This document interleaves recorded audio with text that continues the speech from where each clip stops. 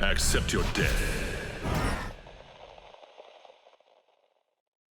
So, I found this funny little meme collection on of these Dark Souls kind of things. Like, like if you beat like a Dark Souls boss or something like that, then it comes up like nightmare slain or boss killed or whatever, and it's all like these funny kind of Oh, things. you're really savvy on these titles, aren't you? Yeah. I know one or two of them, God failed. Things like that are like I've seen similar memes for like Dark Souls 3, like you get to like a new area. That happens in Elden Ring too, right? And like the title comes up, but Yeah. it's like K-Lid and then it says St. George, Utah or something. But it's just like the Yeah, it was like this collection I saw on Facebook of like probably like 10 or 12. Facebook. What are you doing on Facebook, you boomer? I mean, I was copy pasting a thing to make sure that Facebook knows that my posts are my own, so they don't steal them from me. Yeah, That's how that works. not a boomer at all. No. Yeah, that is how it works.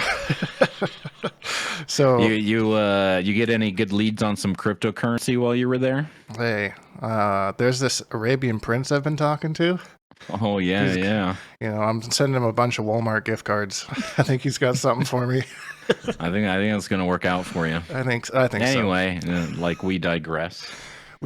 We're getting to the end of 2024, so kind of thought that we'd do like a best of recap kind of thing of 2024 and all that kind of stuff. Now to start that off, that was a solid little opener there. What do you think is your best of opener for the year? You've kind of tried to make it a thing, right? Which one? I have tried to make it a thing. Which one stands out to you? I mean, when I go back to it, I don't know. I just feel I can't really pick one. I feel that my transition game is probably my takeaway from being able to transition from whatever my opener is into the comments or whatever we're going to. I think that would probably be my best of. I've really like flourished in that department. I've really like come a long way with my transitions. I feel like they're half transition, like the cake is transition, but the icing is dad joke. if you can put both of those in there at the same time, you got a real winner. That's a top-notch comedy gig right there. That's what I feel. All right. Well, if you don't have a nomination, I've mentioned this one like a couple times, right? And I don't know why I think it's so funny still, but that $4 T-shirt you bought at Walmart, I don't know why it's stuck in my head. I mean, that is funny. I was legitimately upset that no one commented on my shirt. Like, I was so mad. My $4 T-shirt gets all the love, Kind of dumb. Right. That was a good one, though. That was a good callback. But speaking of callbacks, we got to call back our top comment of 2024, which, to be kind of fair, is almost a two-parter. Yeah, it's a twofer. It's a twofer. You need the context, right, to understand why. You need the context why it was crowned. Why this was crowned comment of the year. So this award goes to, drum roll please, Red de Jeune 2593, who commented, "Please never buff Smoke or Sub-Zero." In a time when Smoke hadn't got any touches in almost a year, literal days after this, Smoke gets some crazy buffs, and he returns to the comments section to say, they fucking buffed Smoke and Sub-Zero. Smoke and Sub-Zero. Yeah, that feels bad. Like, the absolute timing of this comment is what made it my favorite of the entire year. It's just too good. Because we normally do our podcast recordings on Sunday, and then the Kombat cast was like that Wednesday or Thursday or something. So by the next one, we are already talking about it, and this is one of the comments we reviewed. Yeah, we have some bad news for you, friend. Sorry, boy howdy, do I got news for you? Yeah, all the elements really converged for that. Yeah, it was definitely hope to see you again in our comments section with some more hilarity and buffs and nerfs timing. Yeah, some clairvoyance. Yeah, I need you to beg for some not buffs for some other characters. I'll DM you. Hey, there you go. Slide in them DMs. But from there, let's go on to our comments from last week.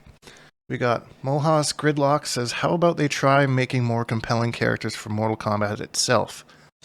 And I found that, like, I was really thinking about this, and, like, they come up with these new characters, and then they just kind of don't use them again, you know? Like, Ferrator, we see Farah, I guess, but the Ferrator character itself was just an MKX. A bunch of the combat kids were created and dropped. So, I mean, I feel like, and then like Scarlet, somebody pointed out that Scarlet was a new character in MK9. My bad, totally forgot about that. I think because she was DLC, I just wasn't really thinking of it. But then we didn't see her again until MK11. So, I don't know. I feel like, for whatever reason, I mean, I get the whole guest character thing because you're trying to draw in a new crowd from different franchises. Sure, I get that. But yeah, for MK1, they really didn't add anybody new outside of the gender swap sector and Cyrax. So I'd agree, though. I would like to see more interesting Mortal Kombat characters than guest characters. I mean, what do you think there, Hater? I took the comment to say as like it's like commentary when we were talking about the guest characters, and I don't think anyone would agree or disagree with this individual. But the fact of the matter is, like you were just saying, it probably just sells units, right? And who knows their motivations to do it and what the numbers are for comparison. I think everyone would rather have Mortal Kombat characters or that attention put into the, the original IP. Yeah. Like sort of stuff. But there's like so many that they can't, like they should use what, we have reoccurring characters, like whether it's maybe they skipped a game or they're popular enough to keep just including moving forward. And however, but they have a finite roster, right? There's like they can't put in everybody. How big was the Armageddon roster? And they've only like made, I don't know, how many characters do you think they've made since then in NRS era, brand new characters? 12? Maybe that's a little much. Well, Cetrion, Garrus, Collector.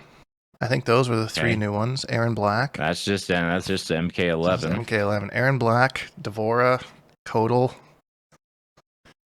4 combat kids. Ferrator, yeah. So, okay, so that's already 11. And then Scarlet. Scarlet and MK9. And then do you count the new Cyrax and Sector? No. Nah, I wouldn't. So, what is that, 12? 12? I thought it would be more than that. I feel like we're missing something. We probably are, and the comments will let us know who we're missing and where, just like they did last week. So, I think that was Shinfits, by the way, that said that, so thanks to you. But yeah, I agree, and this kind of leads into the next comment that I wanted to highlight, because this is a real big throwback for me, and I didn't really realize what's going on here, but Natty T says, I feel like big Mortal Kombat fans are going to be very excited for T1000 simply because it's our first time getting anything close to Chrome. But Conan is a miss. So whatever, Conan part, I want to talk about the Chrome part, because going back a long time ago, there was this guy who this was like in the forum days, I think, maybe just before MK9 came out. And he posted this like image of this character he had created named Chrome. And everyone just memed on him because he was trying so hard to like get this character like to be like recognized and stuff, and to be put in an actual game and whatnot, and posting it all over it, and everyone just like took it and memed on it, and I didn't even think it was a thing. I haven't thought about this character in like maybe 15 years, and I saw 2 or 3 comments mentioning this Chrome character, so I don't know if there's like some weird underground thing where this actually like popped off and people are hoping for this kind of thing to happen. I've never seen any sort of thing in the mainstream about it. Am I out to lunch here, Hater? Do you know something I don't? I don't know what was Chrome supposed to be. I imagine he's like a Chrome ninja, and he can morph, like meld, like molten. You know how like liquid mercury just kind of like rolls around. Yeah, like do stuff like that, because that's what the T1000 does, and I think that's the connection people are making. And I bet you, if nothing else, there'll be a reference to it. Yeah, and that's pretty much what the character was, from what I can remember of like the weird images that this guy was drawing. Was he was kind of like melting metal and made little spikes in his arms and could teleport, but he looked like Rain, but like gray, kind of like MK3 Rain or MK3 ninjas, I guess, because they're all very similar, but like gray and kind of metalish. But that is really jogging my memory because I haven't thought about this character in like I said, like 15 years. Like, someone has to tell me if this has gone viral somewhere, or if it's in like a tiny corner on Reddit or something. I have no idea. I always thought he was one of those fake secret characters that people insist that they've seen or encountered, but like the developers are like, that's literally never did that. Oh yeah, Like I think people insisted that they saw Ermac before because of the air macro thing, right. So Secret fighter Ermac, even though it it was starts just into a thing. No, I've seen him, bro. I've seen him. It's like he's literally not in the game. yeah, and that's kind of like I like the kind of secret Easter eggs that they've done with things over the years, but that's where like things kind of start to unravel and become a little crazy when people say they've seen things and nobody can prove otherwise. There were rumors when Armageddon came out that there was like another secret ending that like set up the next game, and that never came to fruition. So, and apparently, according to I think it was Dizzy, there are still things in MKX that haven't been found yet. I want to say still secrets and whatnot. So Really, yeah, I remember seeing a tweet or something of somebody asking, "Has everyone found everything?" And just like one word answer, "Nope." So still things to be found. Maybe one day we'll know all the secrets. If Boone retires, maybe he'll put out a list of stuff and be like, "Okay, here's all the things that you missed from these games. Go back and do them." You know, that'd be kind of cool. do you think Dizzy has to sign an NDA? He's not allowed to say anything, or do you think that's like gamer integrity? He likes the puzzle. He wants people to notice. Yeah, I think it's like he likes the puzzle type of a thing. He's it's kind of how he's always been. He's always liked to be a little mysterious and kind of trolly and that kind of thing. Like so. the nuance of things, right? He was the one to point out that no one had really mentioned the noob taunt where he fist bumps his little hand. Yeah, or like what happens when you don't have the hand, right? You've already expended it. Right. I think is what he was pointing out. Yeah, so like things like that. He's always kind of enjoys things like that. So I don't know. I think it's kind of like his own little his own way of torturing us. Yeah, yeah. He has the control. He has all the knowledge. You know. He looks so innocent, but I know he's a sadist. Yep. It's those eyebrows, baby. The way he looks out from behind the eyebrows. All right, final comment here. So Snort says, "You might be wrong about Lee Maydink. I have almost 1,000 hours in MK1, and she's the only character on the roster I have trouble with. Her and Natara, don't think she needs any buffs." So this is kind of like, whenever I have this conversation with people, I like to say, if you don't think Lee May's the worst, which character would you put lower than her? And I was looking at the roster earlier, and literally the only one I can think of is Quan. And even then, I have to say they're more equal rather than Quan's worse than her. But like, out of all the characters on the roster, which one would you literally put like beneath her? I was looking, I couldn't figure out one. Could not figure out a single character that'd be like, nope, she's worse than Lee May. In my opinion, the prerequisites to writing any opinion about a character on the roster, you have to include the character that you play. You know, we need that context, right? Because I feel like that's where a lot of these opinions come from. Yeah, it's from that perspective. Like you could be playing the one good matchup Lee May has as your main, you know, and like, oh, I always struggle against her, you know. Like if I'm very careful of trying to do that myself and looking at what's a Quan Chi problem and what's like a me problem or what's like a game problem, you know, because like Quan Chi just gets shit on by Smoke. That matchup is absolute garbage, but I'm not going to use that to prop Smoke up and be like, Smoke's the best character in the game just because Quan Chi, you know, loses pretty bad to him. You know, from my own experience, I think it's important to kind of make that context between those two and not let your own character and your own experience necessarily ruin where this character would factually fit in a tier list, you know? I feel that's fair. Yeah, it makes sense to me. And I'd say, like, I put out my tier list yesterday, day before, and I'm not sure if you had a chance to watch it there, Hater, but... I did, as a matter of fact. I would say You had to squeeze in that little bit of extra Quan downplay right at the end of the year. just I'm kidding. Just freshen in around. You know what? I really did try to upplay him for a very long time, but yeah, lately I had to bite the bullet and say, you know what? Yeah, I don't disagree with you. Yeah, it's unfortunate, but hopefully we'll see what happens in the new year with Conan and all that kind of stuff. I think probably the most controversial take of mine on there was how high Raiden was. A lot of people disagreed with me on how high Raiden was on my tier list. They said that he was like mid, maybe top, but mid at best, which I think is a hotter take than me putting him in the top tier. Character never has to do anything unsafe. I think a well-played Raiden is so obnoxious. It is so obnoxious. Yeah. Annoying to deal with. Yeah, I don't know if I would have put him that high either, but I do not think that if he's mid, he's like upper mid, not lower mid. Right. Yeah. I don't know. Just my experience, right? No, that's fair. And overall, was there any like super hot takes you thought that I had there, Hater, other than the Raiden one, which comments definitely let me know about? No, I like the way that you broke it up into kind of more broad stroke categories rather than like S, A, B, C sort of thing. I think that's a good way to think about the game. And your philosophy of trying to limit the worst and the best slots, right? These are reserved for like special cases. And, I always like seeing and not just because I'm a Molina player, right? But that's usually the first thing I look for in these tier lists when people put out tier lists is where they place Molina. And right. I feel like she's always hovering. She's not dominant enough to be S tier in most of these, right? But she's a really solid A tier. She plays the game really well, but she's not. Don't roast me or whatever. She's not broke like some of this other stuff, right? I agree. She's absolutely obnoxious.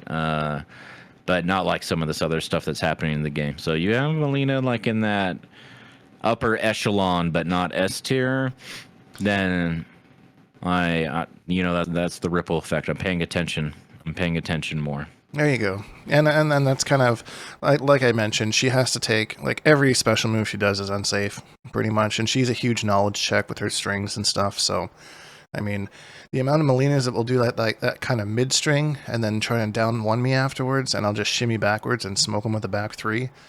That's a fun little lair though, right? Because if that backdash happens, then I'm just doing something else instead. But yeah, we've had that interaction many times. Yeah, and it gets to the point where I'm trying to shimmy you and you walk backwards and then whiff punish me with your stupid roll and like. It's fun. Right, or just go for the mid again, which will check the backdash into back three. But if I try to do that after, while I'm -3, then of course, even with your slow buttons, you're still going to win if I follow up with a 13 frame mid. So I like that kind of stuff. I kind of enjoy that about the, playing that character. That's what is fun about the game when you're playing player versus player as more than you are character versus character. And like right. the I know that you know that I know kind of a thing. It's I find that super right. Super like, why would you do that 3 times in a row? God damn it! Yeah, but it worked. So I mean, c'est la vie, Like you. Why would you block the overhead? It's the safer option, right? Like, right. But you keep doing it, and the one time I go for the overhead, I think I finally have you conditioned. Oh no. Okay. Anyway. Yeah, so there's that. Wanted to talk about my tier list a little bit there, so we'll get that out of the way. But now the meat and potatoes, we got a year in review of Mortal Kombat 1 in 2024, and don't worry, we're not going to sit here and just list off everything that happened. I just kind of want to go over some of the main points. I've a highlight reel of like the things that happened with the game and kind of everything that went down. So I sent you kind of my rundown of it, Hater, so you didn't have to go through all like the notes and stuff like that, so we can kind of be on the same page here. But we're starting almost an entire year ago. Can you believe that? Almost a year ago from today. Was the desync. The desync saga. The dark era, and I feel like this was probably where like a good 60% of the player base just said fuck this game because like it was just completely Not playable. unplayable. You could not play it. And I remember I was powering through it, and like even I was getting fed up with like the amount of desyncs that happened. And then in the start of January, they put out a fix for it, but it didn't actually fix it. It just kind of like made it less likely, but it was still happening. And that didn't really help because some people came back and are like, what the hell? Like, no, you didn't fix it. And then any second chance that they would have had at that point were done. They're toast. They're out of there. And then I think they finally fixed it in mid-February. It's finally done. Just in time. Right. But at like what cost? I feel like this was the first big hiccup, right? I think the consensus is everyone agreed, like the launch was so rough. And it's no secret that it was a release that was pushed forward, so it wasn't in a state to be released, but they released it anyway. And this was the first real, like, while they're just busy plugging their fingers in sieves, you know, like all these holes just like everywhere, right? This was the first really big disruption I feel like they had, because remember it delayed Peacemaker and they extended the because of the desync issue, they extended the Combat League season to align with that later Peacemaker release and stuff. So the first, like, I feel like really big distraction or disruption, I should say. Yeah, and unfortunately, they handled it poorly. They didn't fix it nearly as fast as they should have. Whose fault that is to blame? You know, around here we don't know. We're not up to speed on that stuff, but it could have been handled a lot quicker, and maybe we would have saved a little bit more of the game's life by having that happen. But either way, we got through it. Peacemaker finally launched. Absolutely busted. Just running rampant everywhere. Just the worst player experience. Just worst player experience right after the desync stuff came. So Janet was also released around the same time, and she was also really busted. Not really to the point of Peacemaker, but Janet would be a cameo that would stay top tier even in this day. We'll talk about Homelander later, right? But while we're talking about Peacemaker, would you rather play release Peacemaker or Homelander against them? Oh boy. That's what I rather. Let's say Peacemaker after they, or not Peacemaker, Homelander after they fix the buggy Infinite stuff, right? So you don't have to worry about getting stuck in Infinites or whatever. Yeah, without the Infinites, I'd probably say Homelander fairly easily. Just, I don't know. The launch Peacemaker did everything. Absolutely everything. There was nothing that character did not do. Do you think that was in John Cena's contract? Like, you have to make me busted for like 3 months and then I'm good with whatever. Just do whatever. But that character's got to be cracked. It's pretty. No, the one thing that I think I've touched on a couple times is like being like the face of a character. Like, you'd have to be like okay with like seeing yourself being like mutilated and stuff, right? Like brutalities. I can see John Cena just be like, hell yeah, sign me up for that. You know? Like, you think? Like, I want to see myself. I want to see how they could creatively like blow me up. No, do you think he goes into fatality practice and chooses Peacemaker as the opponent just so he can go through them all and see? I mean, who knows if he's even touched the game, to be honest. But I don't know. I think if he were to, he would probably. I can just see him sitting in his living room, just like going through doing Peacemaker fatalities on everybody. It's like, hell yeah. I think that'd be fucked up. Yeah. You know, people that die horrifically in like movies and stuff like that, like, do they watch the movies and look at themselves being like, you think the actors in the Saw movies, like, you know, they watch that and they're like, fuck yeah. You know, or they're like, I can't see myself that way. There's a very high chance. No, okay, I can't say high chance. There is a chance that at one point in time, John Cena saw a Megan Fox movie that was so bad that he just infinitely hated her. And then when NRS is like, hey, you want to play in this game where you can mutilate Megan Fox? John Cena's like, hell yeah. Hell yeah, brother. That Jennifer's Body movie, that movie sucked. That's a good movie. What are you talking about? I did watch it before Mortal Kombat 1 came out. I didn't find it that good. It was entertaining. I think that movie, I watched it after that whole announcement during that whole thing, the little teaser, and they had the Jennifer's body reference. Right. And that exchange, I think, was with Kung Lao. And so, like everybody else, right, I just planted the seed in my head. It's like, man, it's been a while. I remember liking it, but when I rewatched it, I was like, yeah, this is kind of trash. But I think it was like just that era, like a time and a place. So it's something that will not stand up to the passage of time and stuff, right? It will not be like timeless media, but it was good when it was like new and relevant or whatever. Yeah, and I mean, it's become a cult classic, and I got nothing against cult classics. I've enjoyed lots of those. Napoleon Dynamite, love that movie. Office Space, love that movie. But when I watched Jennifer's Body, I was like, something tells me that John Cena would not like this movie at all. That was my takeaway from that movie. You were thinking about John Cena while you're watching Jennifer's Body. The whole time I was just thinking, all right, I need to go into this with the mindset of what would John Cena think about this movie? That's how I go into the mindset of every movie I watch. What would John Cena think about Sonic the Hedgehog 3? When I first joined the Discord, all those moons ago, right, like 2017, the very first John Cena joke that you made, I absolutely didn't get because I didn't even know who he was, and I don't watch wrestling or anything like that. It was something Really? about disappearing. Oh yeah, ICU. John Cena got knocked out. He went to the ICU. He's like, "Where am I?" And the nurse is like, "ICU." He's like, "No, you don't."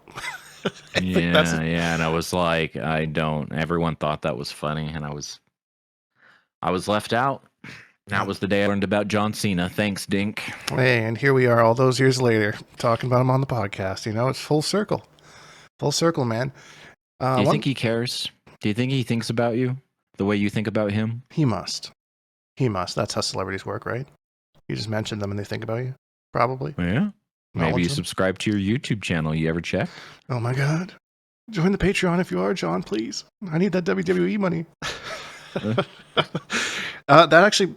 That actually brings up a funny side tangent I wanted to go on, because whenever there's these guest characters or new characters or something like that, I always try and watch like the whatever media they're from, just to get like a feeling for the character. Like I did it with Omni-Man. I watched through Invincible, which I actually really liked. I think I watched the first season and a bit of that to kind of get into that character.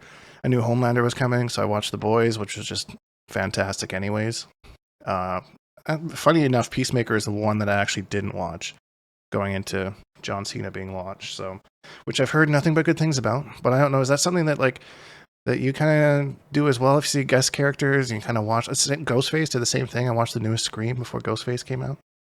Yeah, it definitely plants the idea in my head. I went back and tried to watch some of the more recent Scream stuff. We talked about that, like leading up to Ghostface, and I had already seen Invincible. I was already a really big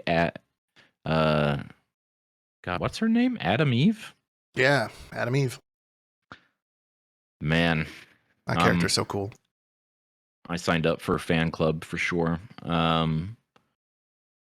So yeah, I don't really. It depends on the appeal of the universe, and a lot of it I know, and like things like I didn't go back and watch Conan the Barbarian to get like a refresher or anything. I haven't gone back and watched Terminator 2: Judgment Day to get a refresher on the T-1000. Yeah, that probably won't be doing that. But I know what you're talking about. It just kind of adds to the hype a little bit, like get to know the character and get the context. reference. And the Peacemaker show's okay. It's worth watching. Is it just a single season, or is it like still going? It's only been one season so far, but it'll make like his one fatality make way more sense. Like with the bug that crawls out of him. That's one thing they did really. We should move on because we're only in January and February. And yeah, you're right. We could talk about it. We could make this whole topic for But his brutals and his fatals and stuff, that is really good, like comic relief. That is, his brutals make me laugh. Like I can never be mad, right? The one from his back forward 3 where he kind of falls on his ass and like backwards on his ass after you explode. Oh man, that gets me every time. So from the super fun Peacemaker launch character, I've heard you talk numerous times about how this next kind of era was probably one of the most fun you've had with the game, and that's when Ermac came out in April, and like everyone was around with Ermac. The desync issues were fixed. I believe Peacemaker had a couple changes that happened that made him a little bit more palatable to deal with. But I remember you kind of messing around with Ermac and just being like, man, this is the most fun I've had with the game in months. Like, the game was in a really, really good spot there. Cross-play improvements, all that kind of stuff. So It's when I first came back to because I stopped playing the game. It was just after Omni-Man released, probably like a week or two after Omni-Man. It was before Tremor, so Tremor was new to me about this time. So I skipped most of the desync era. I had already kind of like checked out on the game, but my anticipation for Ermac brought me back, and it just happened to be after all that stuff. And I've been playing the game, I would say, regularly since then. yeah, and I remember you being like, oh, Ermac's everywhere, but you give it a week or two and it'll die off, and then there'll only be like the Ermac loyalists left. And sure enough, like every character, that's exactly what happened. But it was because he was like it happens with every DLC, right? But Ermac was something else. People were very excited for that character. I think it because like Ermac like not only skipped like MK11. I mean, you kind of had him in the Shang Tsung, but not really. I know you got teased. Yeah, you definitely got teased. You can kill him in the crypt. But as a full-fledged character, he skipped a game, right? So I mean, he came back and he looked super cool outside of his Jared design. He looked really, really cool, you know? And right. His moveset was cool, and they made like giving him those little ghost demon things were just such a nice touch to the character. Oh man. I like how he was done in this game. Yep, and especially how they're like present for his brutals and things like that, and they're a big part of his moveset. Like he's like projecting, he's got like the soul projection stuff, but then his posse that's also coming out for certain things, and very cool visual design. Definitely an execution barrier character. Maybe I would say probably the highest execution barrier character. Yeah, in the Maybe. game with the cancels. Yeah, I'd probably say so. No one else really plays like him. So he's got cancels off of so many different things into his mix-ups and whatnot. So I don't know. I thought that he was really well done in this game. I was happy to see him. I agree. And we were talking about Dizzy earlier. Shoutouts to Dizzy. I know that he worked on that character. Shoutouts to Dizzy. Big old design W there for sure. The following month we got Movado, and then we also had Combo Breaker in this same month, which I went to, which is really fun. This is May. This is May. It's going to be May. And there was one of the craziest things I've ever actually seen in an event was that like the whole one side of the event just died at one point. Like I think it was right in the middle of pools on the Saturday. Just like there's like kind of 3 rows like of this big arena, and then one of the rows just boop, power's gone. The whole row. Wow. And it was the Mortal Kombat row, of course, with the stream setup and everything. And we're all just kind of standing there in the dark, like, okay, what do we do here? That's kind of awkward. And then probably about... You really are the stepchildren of the entire fighting game community. Well, hold on. It gets better. It gets better. Oh, boy. We're standing... It's probably about 3 minutes after this happened. We're seeing people scrambling around, and then the entire arena goes dark. Everything dies. And then I forget who I was... I can't remember who I was talking to, but someone looked... I think it might have been a competitor. He looked at me and like, yeah, someone just tried to fix that and fucked up big time. I was like, oh man. Like, it wasn't out very long, to their credit. It was maybe like another minute or 2 after that. But just like the one row going down and the rest of the arena going down, it was just, I don't know. It was just that that's the most stressed out I could ever be as a tournament organizer. I would have been in the hospital after that. My God. Yep. So props to them. Instant ulcer, right? Yeah. Props to them for getting that up and running again and finishing the event like nothing ever happened. So, and Movado was like kind of lukewarm received. So I have opinions on him now, but back then, yeah, I think over time he's gotten way more popular, and they've made adjustments to him and things like that. But he's a part of some really, really good teams. He brings a lot. He's one of those cameos that'll bring something to every character, but he has, when there's synergy, it is nasty. Yeah, we need to do something about this cameo. He makes me so salty. So salty. There's the dial-in stuff that gets me. Oh my god. Anyways, moving along here. Then we got our wonderful friend Homelander. Came out with Infinites and camera glitches and all kind of just absolutely busted character. And not even busted as in like super duper strong, but like literally broke things. Literally broke the game.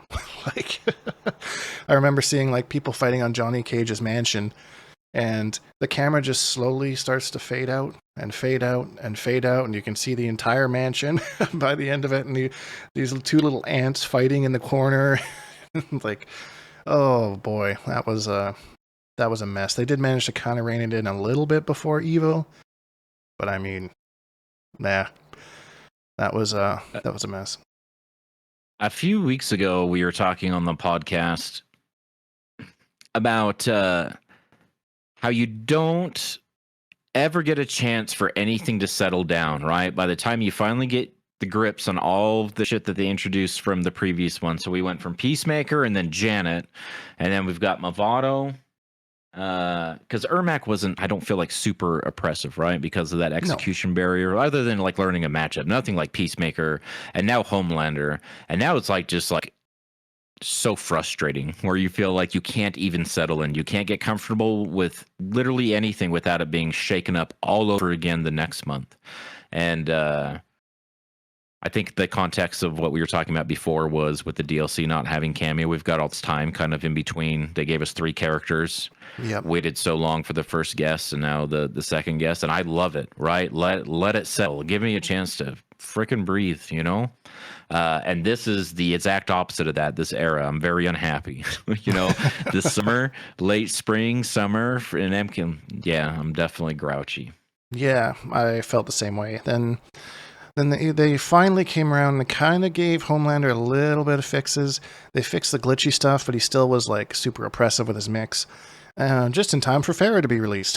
Hey, let's go. Yeah, and then exactly what I just said, right? Like, yeah, then we have Homelander Farah, and that would ravage the online for the coming X character Farah. And once there was some adjustments and things like that, she's still around, right? It's just with like 4 or 5 really solid teams instead of 24.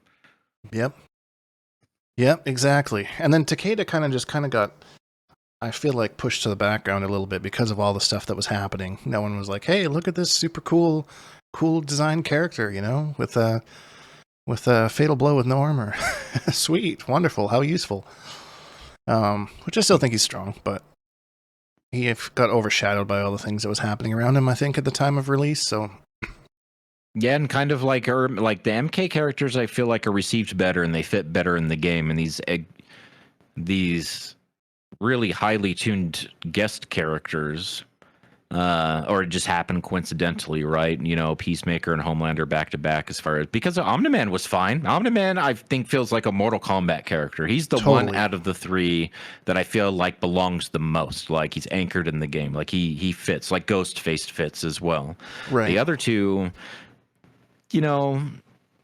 I could believe it, but I'm not like super sold on it, right? There's something, and I feel like Conan's going to be one of those 2. There's like a weird stiffness to it, or something that's just not even just the brokenness on launch stuff. I don't know how to explain it. Do you agree, though? Do you understand? Oh yeah, the sentiment.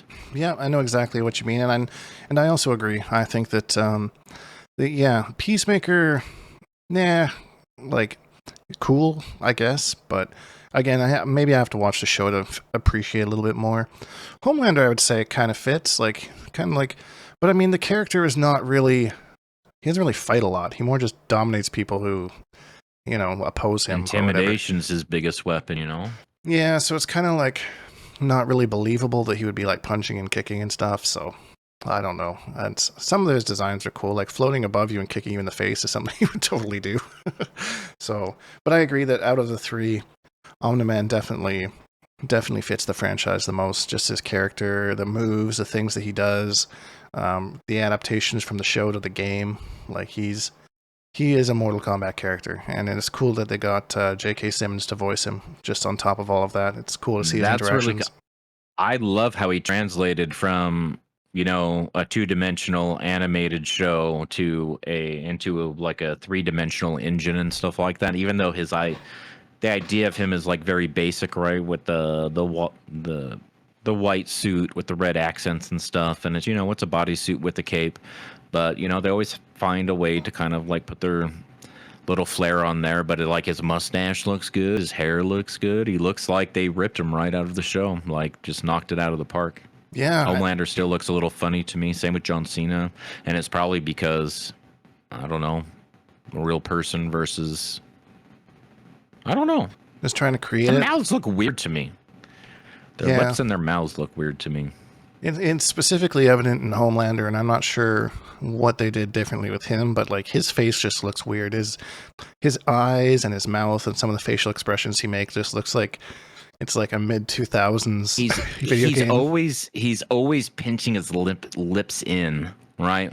Whatever code's in there that's making him tighten his lips and pulling it into his teeth, like that is throwing me off big time. Yeah, and say it's weird looking. I don't really like it either. It makes me kind of uncomfortable, to be honest. But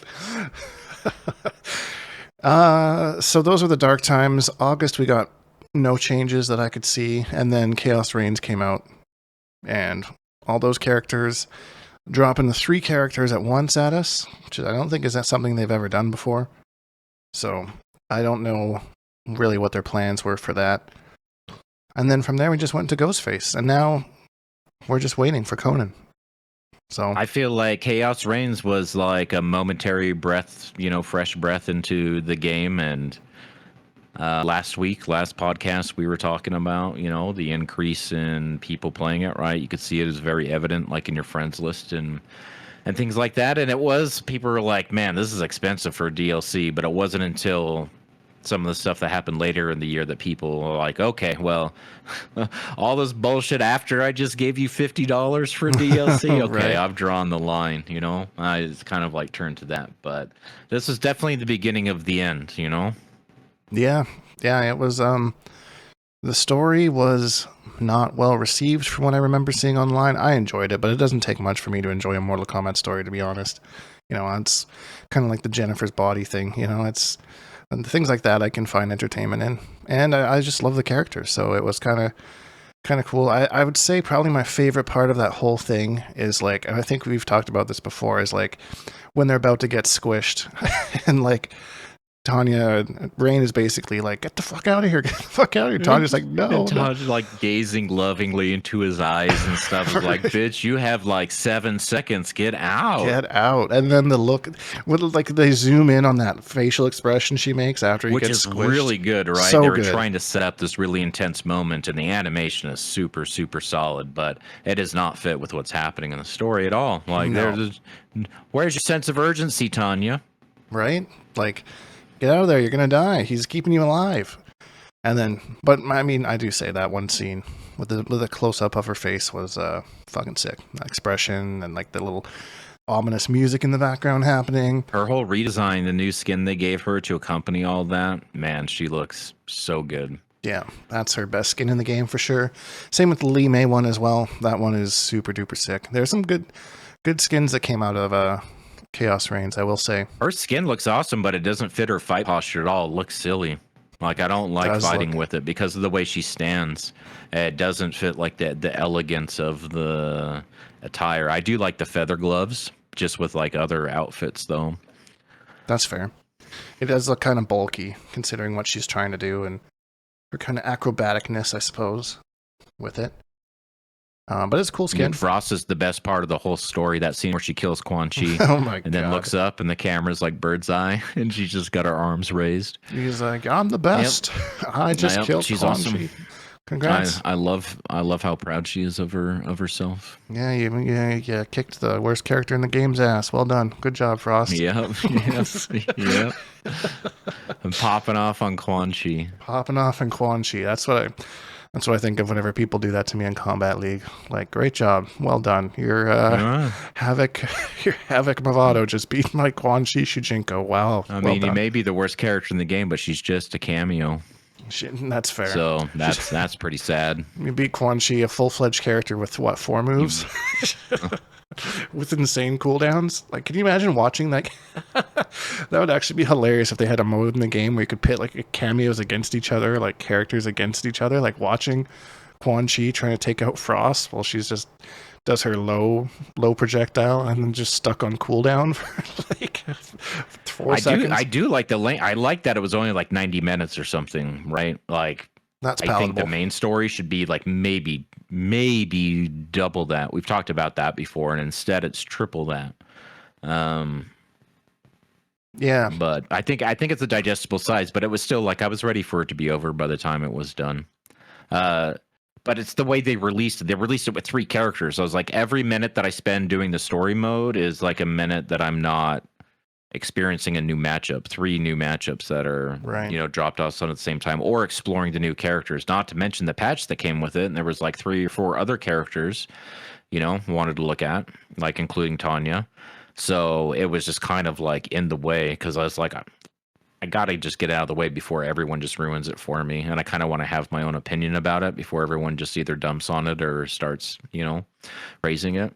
Yeah, and that's So- like that's like when I was saying like I can enjoy NRS stories. I definitely am like kind of tiptoeing around social media leading up to any story expansions because I really don't want to spoil that for myself. I really enjoy going through there and seeing what they do and what happens and all that kind of stuff. So I felt that at least in the little circle that I had with the Bonehawks and all that kind of stuff, nobody spoiled that for me. So I was pretty happy to go into that with fresh eyeballs and experience it firsthand. Some people enjoy having things spoiled for them, you know, and you know, by all means, that's up to you. But I'm not one of those people. They might not enjoy it, right? But they just don't care. They're not invested in it, or it doesn't like take that away from them. I know people that don't believe that spoilers are even like a real thing. It's just like a made up thing. Yeah, and I mean, Right, it doesn't take away your, but I don't even like, if that's something that I'm anticipating. So say like a new movie was out, like this Nosferatu movie, right? I'll see it, but let's say that I'm really anticipating it. I don't want anyone's opinion on it. Like, I don't want to even know if you think that it's good, because I know the kind of stuff that you like, and so that starts to give me expectations and things, and my brain starts filling in blanks before the movie has a chance to do it for itself, you know? That's why I don't like spoilers. Like, even really mild ones. Like, I don't even want to know if you think it's good or bad. Like, I just want, Right. I need to experience it first, and then we can talk about it. yeah, no, I totally get that. You don't want your Does that make me uptight? yes, but there's nothing wrong with Yeah. that. But I mean, that's okay because you enjoy things the way that you want to enjoy them, and you set your own goals for that, and there's nothing wrong with that. You know, same as I don't want to see any spoilers. I don't want to see. I don't want to see any opinions, but I'm not really gonna be like, no, don't tell me your opinion. I want to hear about it. I'll just be like, oh, I'll just kind of brush it to the side and try and forget about it. But that's just the way that I try and handle things. Like I went and saw Sonic 3 recently, and I tried to avoid everything on that one just so I could go and experience it for my own self because I like that franchise. That franchise means a lot to me. I watched the first one with my nephew. He asked me to watch it with him. He'd seen it a bunch or whatever. I thought it was good. Yeah, it's a good. I never good fun saw movies. the second one. Well, I could give you my opinion on it, but I know that you might not want that. So See, stuff like that I don't care. I was going to mention, like, with Chaos Reigns, like, who cared? Like, I kind of like want to see the story, but I'm not going to be, especially compared to like the main story. I was so over it by the time, because that was like, I split that up over, I don't know, like 10 sessions. Like, I just couldn't Right. sit there like through the whole thing. So I definitely had stuff spoiled for me. And it gets to the point where it's like you can't avoid it anymore. Like, do you ever get anxiety like when a character comes out and like people get it early for whatever reason, and you're like, no, they're gonna figure out all the tech before I have a chance to even put my hands on it, you know? yeah.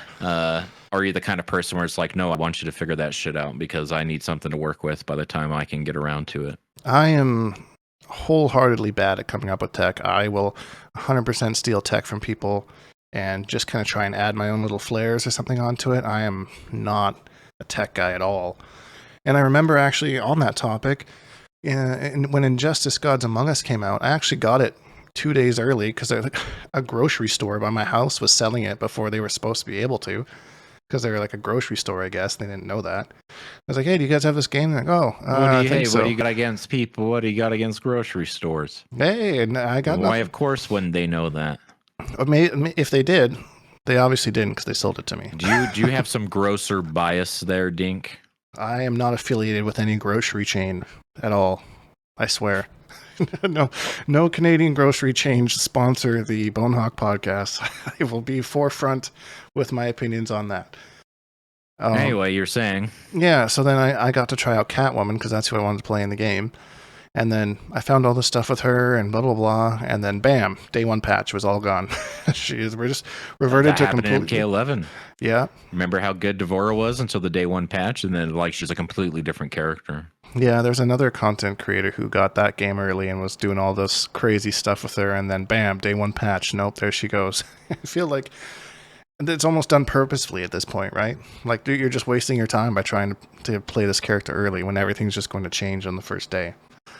Which I don't think they do it purposefully, but they just don't care about the consequence. Like that's what you get for like illegally obtaining it early or something, or by maybe. But I would expect a day one patch, especially in this day and age, from anything. And that from when the game goes gold or whatever, from what I understand, right? When they're pressing it, right? It's going to the press, they're making the physical media, but they're still working on the game. That's why there's day one patches. So that was their idea for her, or at least like where they met in the middle and stuff. At the time that they had to commit to actually pressing the game to get it manufactured and in stock at places for release day.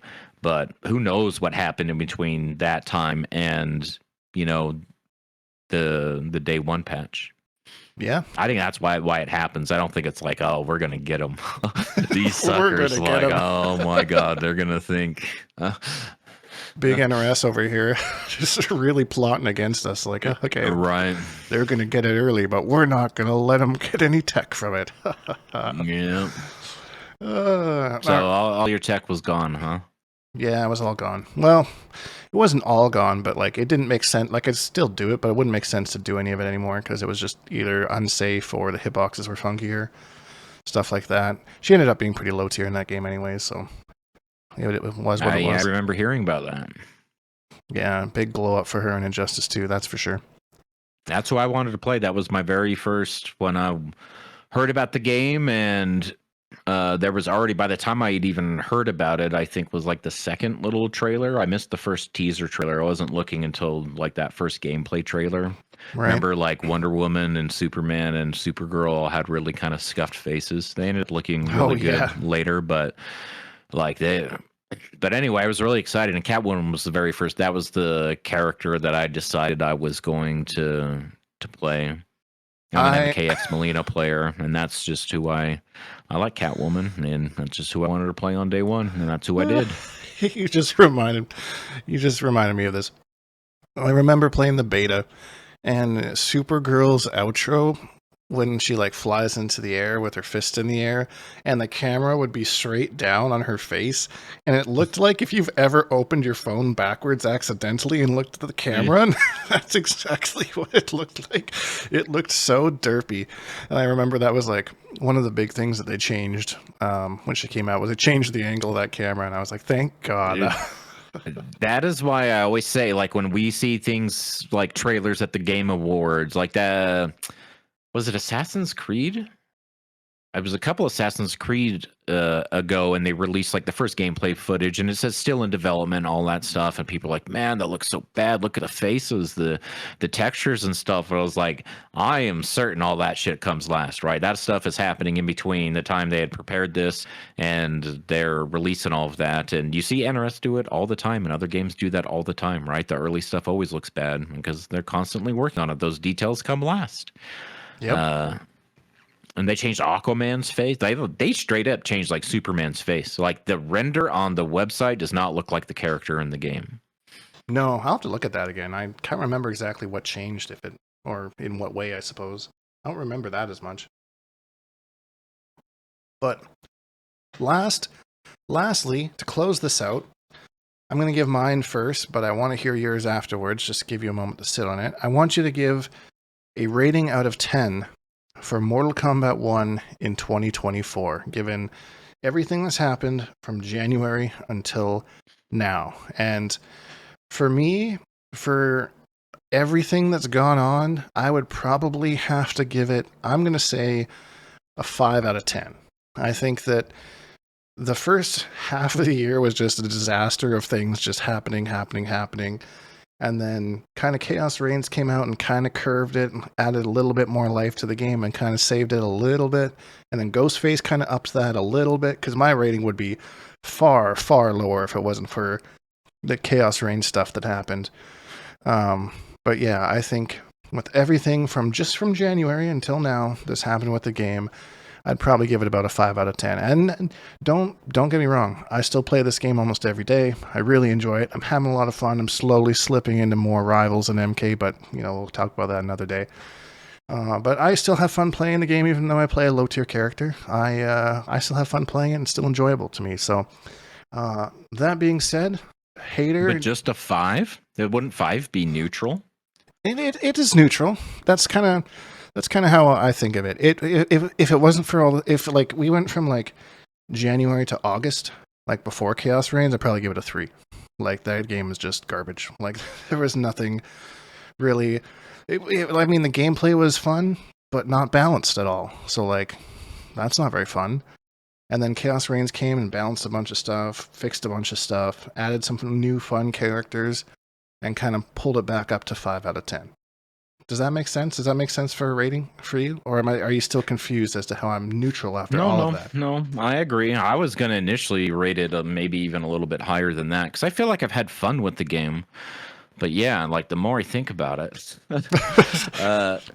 listen, if this game would have come out in their regular release cycle, so we would, instead of seeing it in September of 2023, we would have seen it in April of 2024 or something like that, right? Right. And it would have released with Ermac and Quan Chi, which was probably intended, and things just went according to plan, and their promises of, this being the longest supported game, and there's going to be Chaos Reigns is the first of many DLCs and things like that, but things change, and who knows what's real and what's not, right? But let's say this is a perfect world, and every character released in its current state, right? Let's say that everyone was as fleshed out as Ermac was. So I think that's a clear indication of what happens when you have an extra 6 months in the oven. Right. If he was supposed to be a launch character and he didn't launch, but then he got released as DLC all those months later as one of the most badass characters in the game. Agreed.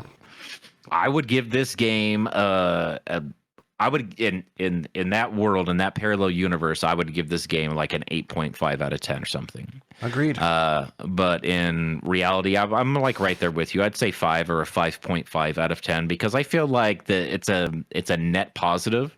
I'm not mad that it exists, and it's not my opinion. My opinion is more positive than negative. The negatives are so egregious, though, is the problem. I kind of came around on the cameo system. I wasn't a big fan of it at first, but I'm not looking to get any arguments about it. NRS, that's another big problem I kind of have with the NRS overall, is their need to do stuff like that and always reinvent the wheel. New mechanics, new moves, everything's re-envisioned, right? Well, this was your favorite character last game? Well, this button looks kind of close to it, right? But other than that, here you go. Brand new everything. Always just trying to, and I feel like it just makes things so much harder on them. Yeah, they definitely don't want to be a legacy game in that, or at least very, very minimally. Scorpion has a spear, Sub-Zero has his ice ball, that kind of thing. But I feel the character that stays the most tried and true throughout every game is Liu Kang and maybe Raiden. Liu Kang, yeah. Those are the two that stay. If you want a character who's the same in MK9 as he is in MK1, then that's your guy. He's your character. That's doesn't really change much. But outside of that, yeah, I couldn't believe the redesign on Quan Chi, all the different things, the portals, no trance, no runes, that kind of stuff. But oh well. Maybe Ermac's super different too, right? They included a lot of, I feel the MKX-ish stuff in his kit, right? There's almost throwbacks rather than this is a legacy. He's got his, his back forward too and stuff, and it's a version that fits this game. Like remember how angry everyone was that you had to spend, not everyone, right? But there was definitely, when Sub-Zero came out in Injustice 2, I got to spend bar to freeze them. You can't. I can just freeze them without bar and MK, but it's not the same game. That's how Injustice works. You spend resources to extend your combo off of something like that. That made sense to me, but there's still always that section of people that are like, nope. Hey, look, that's part of his character identity. He has to be able to freeze people without resources, All right. Like, what are you talking about, Yeah, we'll always have those, unfortunately, but I mean, we'll see what happens if this is a game that continues to get supported or they put out a new one. We've talked about that topic numerous times and how they choose to go forward with it, but for now, we got through 2024 with Mortal Kombat 1. And you got through another episode of the podcast with us. So thanks again for listening to us this year. Good closer. Yeah, hey, it's not only do we got transitions, cake is for closers, Yeah. So thanks to listening to all our ramblings in 2024. Hopefully we have more fun Mortal Kombat and just gamer stuff in general to go over going into 2025, but that's going to be it. Anything you'd like to say for kind of the end of the year type of thing here, Hater? Or not really. Is this the part where I say, hey, thanks everyone for listening and tuning in every week? It means a lot to us. You nailed that. Right on the head. I didn't mean to sound like an ass when I said that. Like, I feel like I definitely, I like the comments and I appreciate all that stuff. And I kind of I don't go too deep into it because I'm always afraid people are going to say mean things and my skin's too thin. But I'm happy to be here. So thanks. And will continue to be so.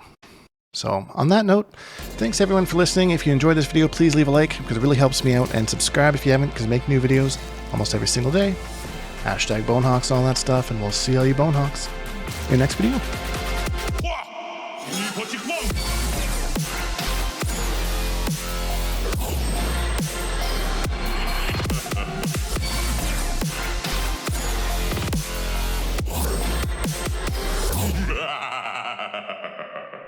Accept your death.